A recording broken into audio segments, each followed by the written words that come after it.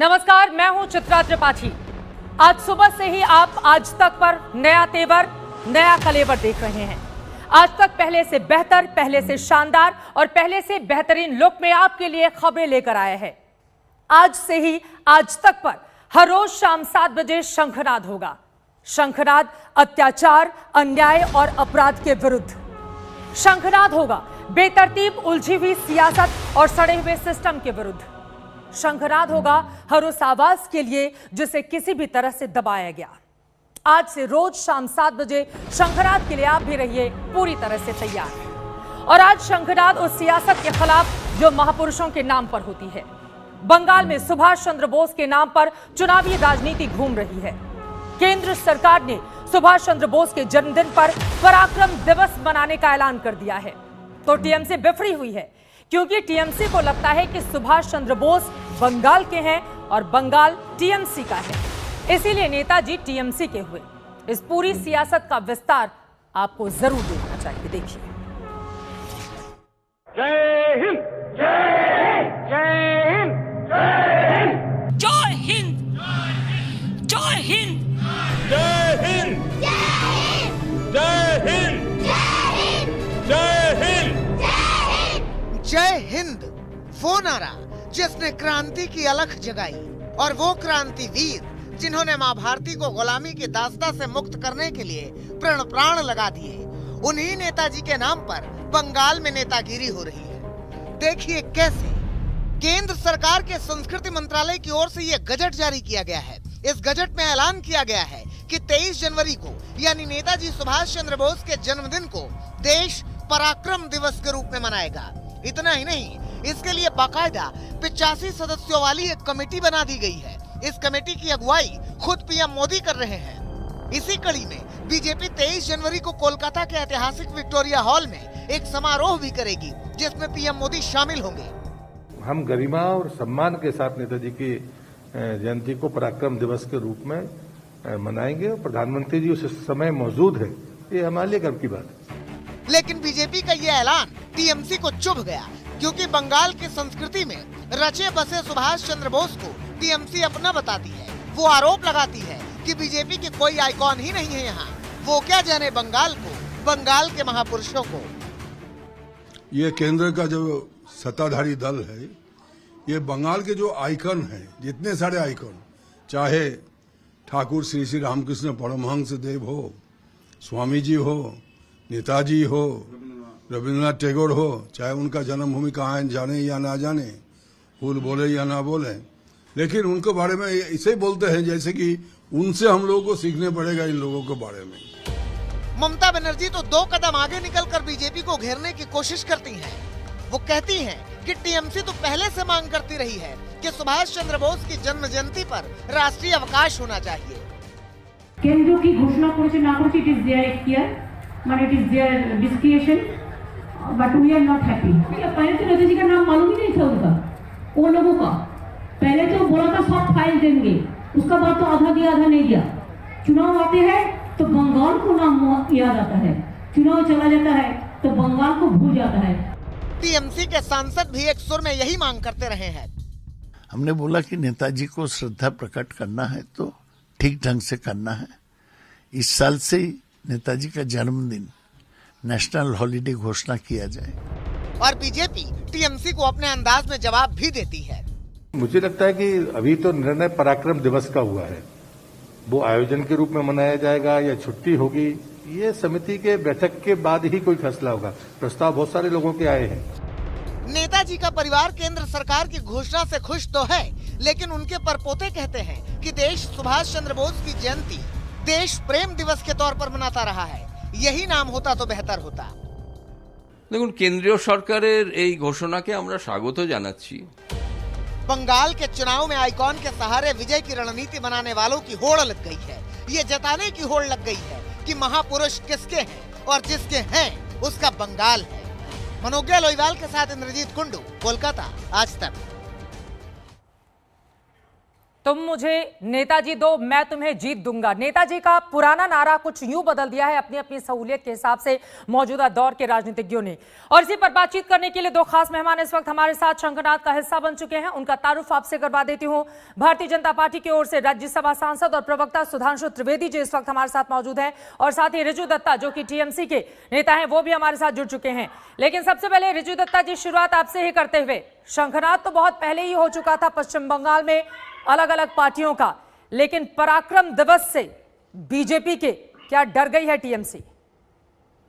चित्रा जी, पहले आपको good evening, Sudhanshu जी को गुड इवनिंग। देखिए, हमारी डरने की कोई बात नहीं है। मैं आपके जो आप इंट्रोडक्शन में आपने बोला, मैंने सुना चित्रा जी, उस बात से मैं सहमत नहीं हूं। नेताजी सिर्फ बंगाल के नहीं है, नेताजी पूरे भारतवर्ष के हैं। पहला तो मैं ये क्लियर कर देता हूं, वो इस देश के एक ऐसे शहीद हैं जिन्होंने इस देश की आजादी के लिए अपनी प्राण त्याग किया है, तो वो पूरे देश के आइकॉन है। और रहा बात टीएमसी का, तो मैं कुछ आंकड़े आपको बता देता हूं। आंकड़े नहीं, मैं कुछ मतलब चीजें आपको दर्शकों को बताना चाहता हूं कि ममता बनर्जी वो पहले हेड ऑफ द स्टेट थे जिन्होंने सितंबर 2015 में नेताजी सुभाष चंद्र बोस के सारे फाइल्स डिक्लासिफाई किए थे। उसके अगले साल मोदी जी आके सारे फाइल्स डिक्लासिफाई किए। हम लोग तो तब से बोल रहे हैं कि हमें नेताजी के जन्म दिवस पे छुट्टी चाहिए। वो तो हमारे परव्यू में नहीं है, वो सेंट्रल की परव्यू में है। और दूसरी चीज, नेताजी सुभाष चंद्र बोस के नाम पे सुभाष उत्सव तो 2014 साल से बंगाल सेलिब्रेट कर रहा है। और हमें अपने आइकॉन्स को सेलिब्रेट करने के लिए पॉलिटिकल माइलेज या इलेक्शंस का जरूरत नहीं है। वो तो देख ही रहा है पूरा देश, वो तो पूरा देश देख रहा है। और आपने कहा पूरे देश के हैं नेताजी, तो सबसे बड़ा सवाल ये भी है, तो फिर बार बार बंगाली अस्मिता की याद क्यों दिलाई जा रही है? रिजू दत्ता जी, ये कहा जा रहा है कि बीजेपी वाले तो बंगाल के बारे में कुछ जानते ही नहीं, उनको बंगाल के महापुरुषों के बारे में ज्ञान नहीं है, उनको तो बोलना तक नहीं आता। आप ही के नेता इस तरह की बातें कर रहे हैं। छोटा सा जवाब दे देता हूं आपको इसका, कि अगर बीजेपी के लोग ने बंगाल के बारे में ये जानते, तो पहले आपको एक चीज नेताजी के टॉपिक पे बता दूं। कुछ सालों पहले नरेंद्र मोदी जी खुद कलकत्ता में आके कैलकाटा पोर्ट ट्रस्ट के जो डॉक नेताजी सुभाष चंद्र बोस के नाम पे थे, उनको चेंज करके श्यामा प्रसाद मुखर्जी के नाम पे कर दिए। ये तो उनका इज्जत है नेताजी सुभाष चंद्र बोस के तरफ, नंबर 1। और नंबर 2, नड्डा जी से लेके अमित शाह जी से लेके इनको ना हमारे रविंद्रनाथ टैगोर जी कहाँ जन्म हुए थे उनको पता है, ना ये हमारे बिरसा मुंडा भगवान को जानते, किसी और के स्टैचू पे माला चढ़ा देते। कोई बोलता है, उनके स्टेट के प्रेसिडेंट दिलीप घोष बोलता है कि विद्यासागर जी ने शौच पाठ लिखा। महापुरुषों ये बात को जानने और मानने के लिए क्या बंगाली होना जरूरी है? रिजू दत्ता, कैसी बातें कर रहे हैं? सिंपल चीज है, नहीं, पर एक सिंपल चीज है, जब बंगाल में इलेक्शन है और आप जब बाहर से आके ये लिंग्विस्टिक बाहर से कौन आया है? बाहर से कौन आया है? आप ये लिंग्विस्टिक डिवाइड नहीं है। जो बीजेपी के नेता बंगाल में बंगाल की इमोशंस के लिए बंगाल के इलेक्शन में आ रहे हैं, उनको बंगाल के कल्चर और इतिहास के बारे में थोड़ा पढ़ लेना चाहिए। बस सुधांशु त्रिवेदी जी जैसे ही हमारे साथ जुड़ते हैं, उनका फ्रेम नहीं दिखाई दे रहा है, मैं उनके पास फौरन जाऊंगी। लेकिन जिसको आप बाहरी बता रहे हैं रिजू दत्ता, आपको याद रखना चाहिए कि अभी साल भर पहले ही उन लोगों ने 18 सीटें जीत ली हैं आप लोगों से लोकसभा के चुनावों में। इलेक्शन चित्रा जी, इलेक्शन अलग चीज है, इलेक्शन में कुछ ऊंच नीच होता रहता है। पर अगर मैं आज दिल्ली में इलेक्शन करने जाऊं या बॉम्बे में इलेक्शन करने जाऊं, तो बॉम्बे और दिल्ली की सभ्यता, बॉम्बे और दिल्ली का कल्चर मुझे पता होना चाहिए। मैं वहां जाके उल्टा कुछ गलत लोगों के स्टैचू में माला नहीं चढ़ा सकता, गलत लोगों के, हिस्टोरिकल लोगों के और आइकन्स के बारे में गलत अपशब्द नहीं बोल सकता या गलत इंफॉर्मेशन नहीं दे सकता। अपनी सहूलियत के हिसाब से ये सारी कहानी गढ़ रहे हैं आप लोग। कोई दिल्ली में बैठा हो, देश के किसी भी हिस्से में बैठा हो, उसको बंगाल जाने का पूरा हक है रिजू दत्ता, नंबर 1। नंबर 2, एक सेकंड मेरी बात सुनिए, एक सेकंड मेरी बात सुनिए। दूसरी बात यह है कि अगर किसी को ज्यादा ज्ञान या किसी को थोड़ा ज्ञान है, तो वह बंगाल में जाकर उन महापुरुषों के बारे में जानना चाहता है, उस पर आप लोग तंज कसते हैं। और ये बीजेपी माओवादियों से भी ज्यादा खतरनाक है। आज ममता दीदी किसको माओवादी करार दे रही थी? मैं एक बात बोलूं आपको, मुझे तो लगता है, मैं ये ममता दीदी ने बोला बीजेपी माओवादी से भी ज्यादा खतरनाक है, मैं एक चीज आगे जाके आपको बोल रहा हूं, मुझे तो लग रहा है 2020 का भारतवर्ष जो अभी चल रहा है, ये मैं आपको फैक्चुअली प्रूव भी कर दूंगा कि ये 1922 का। मैं लौटती हूं सुधांशु त्रिवेदी जी, जैसे ही जुड़ते हैं उसके बाद जितने भी आरोप आपने लगाए हैं उन सब का जवाब लेंगे, लेकिन उसके पहले अपने दर्शकों को एक और रिपोर्ट पश्चिम बंगाल से जुड़ी हुई दिखाते हैं। अब बारी है उस शंखनाद के खिलाफ जो बंगाल में रक्त चरित्र बनकर पसरा हुआ है। बंगाल में चुनावी राजनीति के दौरान कहीं पत्थर चल रहे हैं, कहीं बम चल रहे हैं, कहीं गोली चल रही है, कहीं गुंडों की टोली चल रही है। ऐसी सियासत है जिसमें कायदे और नियमों की जमकर धज्जियां उड़ा दी गई हैं। राजनीतिक दलों ने ठान लिया है कि उन्हें जीत चाहिए, किसी भी हाल में, किसी भी कीमत पर। देखिए, আপনারা লিখে রাখুন 7 লাখ ভোটে যদি মাননীয়কে হারাতে না পারি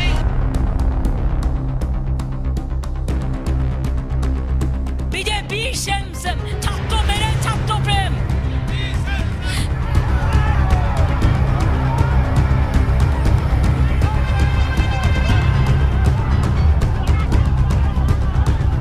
বিজেপি বাংলা ছাড়ো।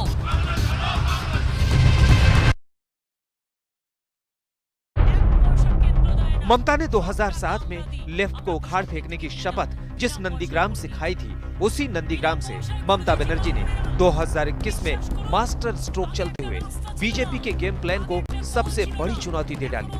ममता के नंदीग्राम के ऐलान पर बीजेपी ने दीदी को घेरना शुरू कर दिया। আমি নন্দীগ্রাম থেকেই আমি আমার ইলেকশন ঘোষণা করেছিলাম। আমি আজকেও এসছি নন্দীগ্রামে। নন্দীগ্রাম থেকে তৃণমূল কংগ্রেস 2021-এ जीतबे। एक्चुअल तो वहाँ से लड़ने वाला भूमिपुत्र जो है वो शुभेंदु अधिकारी है और मैं पूर्ण तरह से ये उसके साथ सहमत हूँ कि उन्होंने कहा है कि या तो मैं ममता बनर्जी को 50,000 वोटों से हराऊंगा। बहुत खुशी की बात है, राजनीति छोड़ने की नौबत कभी आएंगी नहीं, क्योंकि 50,000 वोट से ममता बनर्जी नंदीग्राम जरूर हारने वाले। आज पश्चिम बंगाल में रैलियों का रेला लगा हुआ है। ममता बनर्जी ने आज पुरुलिया में रैली की, जहां दीदी बीजेपी पर जमकर बरसी। ममता ने बीजेपी को माओवादियों से ज्यादा खतरा बताया, जो पश्चिम बंगाल में नए सियासी समीकरण की कहानी बयां कर रहा है, जहां अब आर पार की लड़ाई ममता बनर्जी और बीजेपी के बीच हो चुकी है। BJP CPM Congress same BJP चाहे বাংলা দখল করতে আর বাংলা দখল করে বাংলাকে পরাধীন করতে। মাথায় রাখবেন, স্বাধীন বাংলা, স্বাধীন ভারতবর্ষের নাগরিক আমরা, বাংলাকে আমরা বিক্রি করতে দেব না। करीब 3 महीने बाद पश्चिम बंगाल में चुनावी घमासान होना है। ऐसे में बंगाल की सियासत में राजनीति के सारे हथकंडों की जोर आजमाइश चल रही है। साम दाम दंड भेद के बीच पंख युद्ध जारी है। पॉलमी साह, मनोकिया लोईवाल और इंद्रजीत कुंडू के साथ आज तक ब्यूरो। बंगाल के सियासी रण में बम किस तरह से जारी है, ये आपने देख लिया है। लेकिन आपको बता दें, हर एक अपराध के विरुद्ध सियासत में अगर इस तरह की स्थिति रक्त चरित्र जन्म ले रहा है, तो उसके विरुद्ध हर रोज शाम 7 बजे शंखनाद आप मेरे साथ देखेंगे आज तक पर, क्योंकि शंखनाद अन्याय अपराध के विरुद्ध यह खास कार्यक्रम हर रोज शाम 7 बजे हम आपके लिए लेकर आए हैं। सुधांशु त्रिवेदी जी इस वक्त हमारे साथ जुड़ चुके हैं। सुधांशु जी, पहले ही फ्रेम से तकनीकी दिक्कत की वजह से आप आउट हो गए थे, लेकिन नेताजी के नाम की ये जो फ्रेमिंग करने की कोशिश आप लोगों की ओर से की गई है ना, ये गजब है। अब पराक्रम दिवस मनाकर क्या अपना पराक्रम विधानसभा चुनाव में दिखाएगी बीजेपी? देखिए चित्रा जी, जो लोग कह रहे हैं कि नेताजी की फ्रेमिंग, ये तो वो हैं जो नेताजी की विरासत को लेकर इतने दिन से अवकाश में थे। मैं याद दिलाना चाहता हूँ, 2015 प्रधानमंत्री श्री नरेंद्र मोदी जी ने कुआलालंपुर में इंडियन कल्चर सेंटर का नाम नेताजी के नाम पे रखा। पहली बार विदेश में भारत के किसी संस्थान का नाम नेताजी के नाम पे हुआ। क्या बंगाल का चुनाव था उस समय? फिर हमने कहा 2015 में कि डिक्लासिफाइड करेंगे सारी फाइल्स 23 जनवरी 2016 से। चलिए आप कह देंगे 2016 में बंगाल का चुनाव नजदीक आ रहा था। फिर देश की पहली निर्वाचित सरकार आजाद हिंद फौज की एक्साइल गवर्नमेंट थी, जो 21 अक्टूबर 1943 को बनी। उसकी 75वीं वर्षगांठ 2018 अक्टूबर में हमने मनाई। कोई चुनाव था क्या उस समय? इसलिए मैं कहना चाहता हूं, और आज भी हम नेताजी के प्रति वह वास्तविक श्रद्धा रखते हैं, इन लोगों की तरह नहीं जो कि सिर्फ नेताजी के नाम का प्रयोग करते रहे। मैं पूरी विनम्रता से कहना चाहूंगा, अरे भाई, पहले तो ममता बनर्जी जी भी कांग्रेस के साथ थी, तब कभी उन्होंने उठाया कि भाई नेताजी के साथ इतनी अनदेखी क्यों हो रही? और एक और मैं याद दिलाना चाहता हूं, शायद नई पीढ़ी को याद नहीं होगी, हमारी पीढ़ी से भी पहले की बात है, जब 77 में मुरारजी की सरकार आई थी और जो ताम्रपत्र इंदिरा गांधी की सरकार ने गड़वाए थे जमीन के नीचे, जो गड़वाए जाते हैं ताकि अगर कभी सभ्यता नष्ट हो जाए तो उसमें लिखा रहे, तो उसमें इंदिरा जी की प्रशस्तिगान लिखा हुआ था और नेताजी का नाम एक लाइन में लिखा हुआ था। कोई बोला था उस समय, और जहां तक बंगाल के आइकन्स की बात है, अरे आप विवेकानंद लोगों को रॉक भी तो मेमोरियल चुनावों का ही 1983 इंतजार था ना, आपने भी तो चुनाव कदम नहीं। तब बढ़ाए जब 3 महीने बाकी हैं चुनाव में। और दीदी क्या ये बात भी कर बोल रही रही हैं हम लोगों ने कि सत्ता में आके बीजेपी मैंने और आपको- बीजेपी की मैंने सोच आपको मार्च 2015 माओवादियों से भी ज्यादा खतरनाक अक्टूबर है। 2015 हाँ। उसके बाद सुनिए 2018 अक्टूबर लगातार तो गिनाया, और तो और ये बंगाल के आइकन की बात करते हैं, विवेकानंद रॉक मेमोरियल, तब संघ ने उसमें बुलाए थे और इंदिरा जी भी आई थी 1983। कौन सा चुनाव और कौन सी भाजपा की राजनीतिक हैसियत थी? ये हमारे लिए विचार का विषय है। हाँ। यह हमारे लिए विचार का विषय है। जिसने देश की पहली निर्वाचित सरकार बनाई, उस महापुरुष को कभी यथोचित सम्मान नहीं मिला। अफसोस की बात है। कांग्रेस पे तो मैं एक और बात कह दूं, दीदी की पार्टी तो ये तक कह रही है कि आप उसको अवकाश घोषित कीजिए, क्यों नहीं कर रही बीजेपी? हम तो कह रहे हैं आज तक अवकाश पर ही तो थे, काहे नहीं अवकाश? इतने साल पे थे प्रदेश में तो अवकाश घोषित कर सकती थी। अब लोग एक मिनट, प्रदेश में कहानी अवकाश घोषित किया 10 साल तक। अब ये राजनीति है चित्रा जी, यह राजनीति। नेशनल हॉलीडे प्रदेश कैसे घोषण करेगी जब उनको बंगाली नहीं, नेशनल हॉलीडे प्रदेश कैसे घोषण करेगी? ना प्रदेश का हॉलीडे है कि नहीं, बोलिए हाँ या ना। प्रदेश में हॉलीडे है नहीं है? देखिए 10 साल सत्ता में रह के प्रदेश में हॉलीडे नहीं है। सुधांशु जी, आप इतिहास गिनवा रहे हैं। चित्रा जी मुझे 10 सेकंड टाइम दे दीजिए, एक बार उनकी बात पूरी हो जाए। लेकिन सुधांशु दी, पराक्रम दिवस की जगह प्रेम दिवस के तौर पर मनाया जाए तो ज्यादा बेहतर होगा, नेताजी का परिवार ये कह रहा है। हाँ, मैं एक और बात बताता हूं। हाँ। देखिए, मैं एक और बात आपको बता दूं। इस देश को जो आजादी मिली है, क्लीमेंट एटली ने अपनी किताबों में, और पार्लियामेंट की प्रोसीडिंग ब्रिटिश पार्लियामेंट की पढ़ लीजिए, सबसे बड़ा कारण नेताजी सुभाष चंद्र बोस की आजाद हिंद फौज में ब्रिटिश सैनिकों का जाना था। शायद आप लोगों को नहीं पता होगा, 1947 जब देश आजाद हुआ, सेकंड वर्ल्ड वॉर के बाद 25 लाख की भारत की सेना थी और केवल 50,000 ब्रिटिश सैनिक थे। उनको डर था कि नेताजी की तरह अगर कभी ये खुल के सामने आ गए तो क्या होगा। पराक्रम के दम पे आजादी मिली थी। ये जो तथाकथित प्रेम की कहानी सुनाई जाती है ना, इसी ने देश के पराक्रम को बहुत छीड़ किया। सबका सम्मान होना चाहिए। अरे ये तो नेताजी का परिवार ही, ये प्रेम दिवस की बात नेताजी की पड़पोते ही कहते हुए नजर आ रहे हैं कि प्रेम दिवस होता तो ज्यादा बेहतर होता। एक और सवाल का जल्दी से जवाब दे दीजिए, उसके बाद रिजू में फौरन आपके पास आऊंगी। दीदी कह रही है कि आपकी जो सोच है ना बीजेपी की, वो माओवादियों से भी ज्यादा खतरनाक है, जिस तरह की स्थिति आप लोगों ने बंगाल में पैदा कर दी है। देखिए, किसके लिए खतरनाक है ये तो बहुत आसानी से समझ में आ रहा है। अभी आपके टीवी में क्या दिख रहा था? दीदी कर रही थी बीजेपी बांग्ला छोड़ लो। 3 सीटों वाली पार्टी हम भाई, 294 की विधानसभा में, आप 211 वाली हैं। और जो मुख्य विपक्षी दल हैं, कांग्रेस और लेफ्ट, वो तो ना 3 में ना 13 में। आपने कभी, चित्रा जी, आपकी स्मृति में कभी आपने किताब में भी पढ़ा होगा कि 294 की विधानसभा में 211 वाली सीट वाली पार्टी 3 सीटों वाली पार्टी के लिए कहा छोड़ो। तो डर कौन रहा है ये सबको समझ में आ रहा है। डर गई है दीदी, अधिकारी ने तो ऐलान किया हम राजनीति छोड़ देंगे, मगर ममता जी ने तो अपनी सीट छोड़ दी पहले ही। तो साफ दिखाई पड़ रहा है कि किसके दिल में डर है और किस बात का डर है। जल्दी से मैं जवाब डर गई है दीदी, मैं जवाब दे, ठीक है। मैं दो चीजें बोलना चाहता हूँ सुधांशु जी को। उन्होंने इतना इतिहास गिनवाया, मैं उनको एक इतिहास गिनवाता हूँ। उनके बीजेपी के जो फाउंडिंग फादर है ना, श्यामा प्रसाद मुखर्जी, उनके डायरी में लिखा हुआ है कि सुभाष चंद्र जी ने उनको धमकाया था जब उन्होंने हिंदू महासभा स्थापना की थी कि तुम लोग जो ये कम्युनल चीज कर रहे हो, अगर जरूरत पड़े तो मैं शक्ति का भी इस्तेमाल करूंगा, पर तुम लोग का ये हिंदू महासभा बनने नहीं दूंगा, जो बाद में आज बीजेपी बन के कमल खिला है। तो आपके डीएनए में तो नेताजी के लिए बेइज्जती है। और रहा डरने वाला बात, तो सुधांशु जी, मैं आप मेरे को 2 सवाल का जवाब दे दीजिए। जल्दी से, वक्त की बहुत कमी है सुधांशु जी, एक लाइन में आप जवाब दीजिएगा। हाँ। आपके बंगाल में चीफ मिनिस्टर कैंडिडेट कौन है? और ममता जी नंदीग्राम में खड़ी हो रही, तो उनके सामने आप लोग किसको? ठीक है, जल्दी से एक क्लोजिंग कमेंट जल्दी से सुधांशु जी, एक लाइन में। सारे देश को याद है 1939 हरिपुरा कांग्रेस अधिवेशन, सुभाष चंद्र बोस वर्सेस पट्टाभी सीतारमैया, और महात्मा गांधी ने कहा पट्टाभी सीतारमैया की हार मेरी व्यक्तिगत हार होगी। तो सुभाष चंद्र बोस से दुश्मनी किसकी ज्यादा? श्यामा प्रसाद मुखर्जी की या महात्मा गांधी की? बुरा न लगे किसी को, ये एक ऐतिहासिक सत्य है। और उसके बाद चुनाव जीतने के बाद सुभाष बोस को इस्तीफा देना पड़ा कांग्रेस से, अध्यक्ष पद से। क्या बात करते हैं? सीएम कैंडिडेट कौन है बंगाल में से? चलिए ठीक है, इस तूतू में नहीं पड़ेंगे। आप दोनों का बहुत शुक्रिया हमारे साथ शंखनाद का हिस्सा बनने के लिए। आज शंखनाद का पहला ही दिन है। रुजु दत्ता जी आपका और सुधांशु त्रिवेदी जी आपका ये जो शंखनाद पश्चिम बंगाल के लिए आप लोग कर रहे हैं, इससे विजय किसकी होगी इसके लिए हमें 3 महीने का इंतजार करना होगा। मई के पहले वहां पर विधानसभा के चुनाव संपन्न हो जाएंगे। लेकिन अब शंखनाद उस व्यवस्था के खिलाफ जिसमें जिंदगी का कोई भी मोल नहीं है। जी हां, दर्दनाक खबर सूरत से सामने आई है। राजस्थान से रोजगार की तलाश में सूरत पहुंचे 18 मजदूर फुटपाथ पर सो रहे थे, मगर ये उनकी जिंदगी की आखिरी नींद साबित हुई। एक बेलगाम ट्रक गुजरा और फिर रौंद गया 15 जिंदगियां।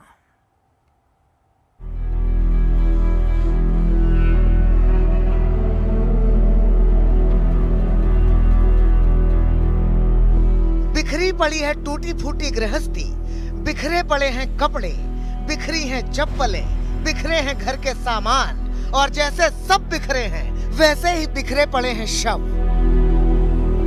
मौत तांडव करते हुए निकली यहाँ से। कोई सोया था सुबह रोजगार की आस लेकर, कोई सोया था सुकून की रोटी मिलेगी ये विश्वास लेकर, कोई सोया था गरीबी में चेहरा उदास लेकर।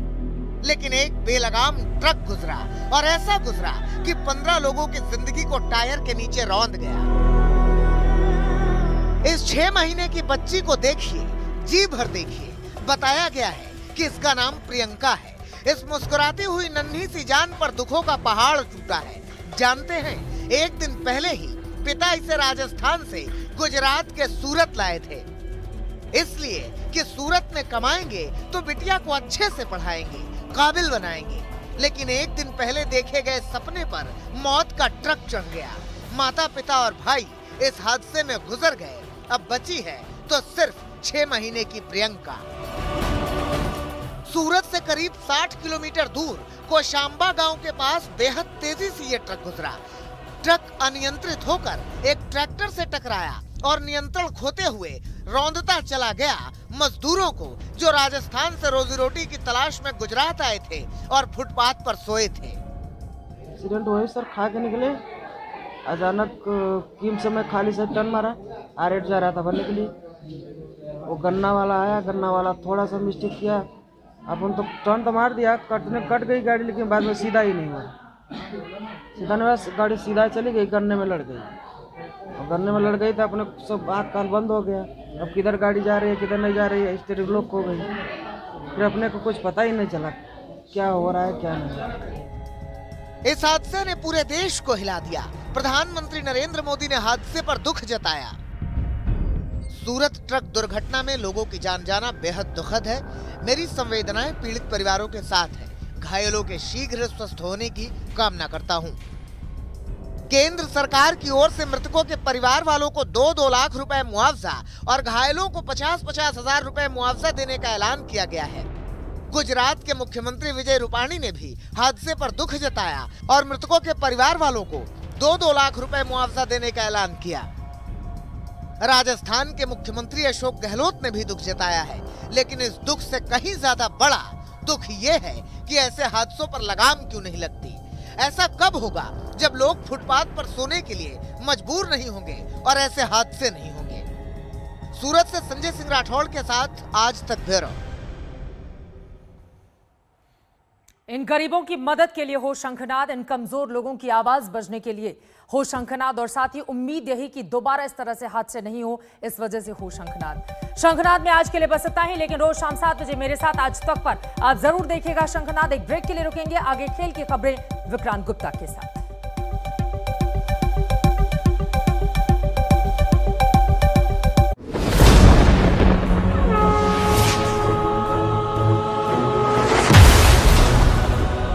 नमस्कार, मैं हूं अंजना ओम कश्यप। हमें उम्मीद है ये वीडियो आपको पसंद आया होगा।